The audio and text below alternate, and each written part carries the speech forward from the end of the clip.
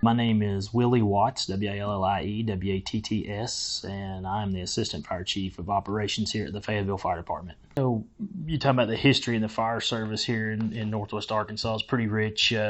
There's a large presence of fire departments here in Washington County specifically. Fayetteville being one of the older departments, obviously being one of the older cities. I believe Prairie Grove Fire Department is probably one of the older departments as well. It was well established around the 1900s, just like the Fayetteville Fire Department. I think there's 21 departments in Washington County now. Fayetteville and Springdale being the largest. Several other departments that are combination departments, and then many volunteer fire departments.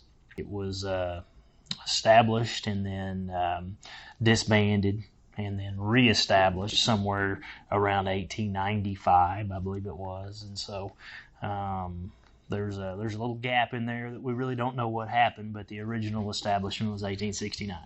Probably some of the more memorable changes that I can recall are fire apparatus types. Obviously, when we started, we were riding around in fire trucks that had open cabs.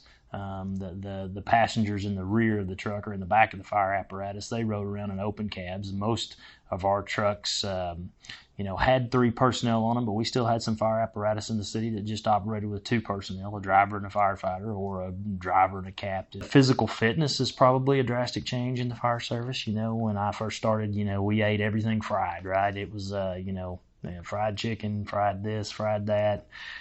Everything had to be boiled in oil, we call it.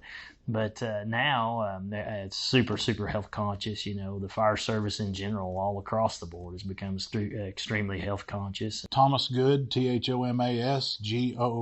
I'm the Assistant Fire Chief. I started with Fayetteville in 1998. There were between 50 and 70 firemen. Now we are up to 138. When I started, we worked a 24-hour shift, but it was not uncommon just to have 1 or 2 calls. And now we've got 10 separate fire companies, if you will, staffed with 3 men, and if any given one of those has less than 5 calls in a shift, it's unusual. It used to be kind of a mark to have dirty bunker gear and dirty gear for a house fire, things of that nature. It just made you look cool. Studies have shown that firefighters are inherently at higher risk for cancer just because of the environment that they work in. One of the things that we have implemented here in Fayetteville is a bunker gear swap out program. Your gear is not given to you anymore. It's basically on loan.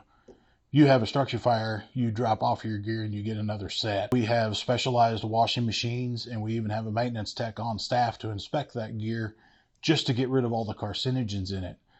But that awareness was something that was not in place 25 years ago. A couple things that we don't do that a lot of people think we do. We don't get cats out of trees.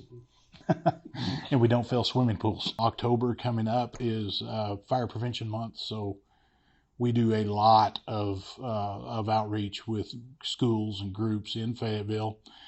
Also in October, the second week of October, we do a Hebrew Half Marathon.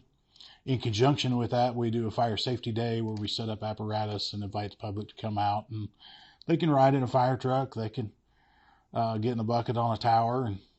And we really try to be active in the community. Our mantra is, when you don't know who to call, you call the fire department.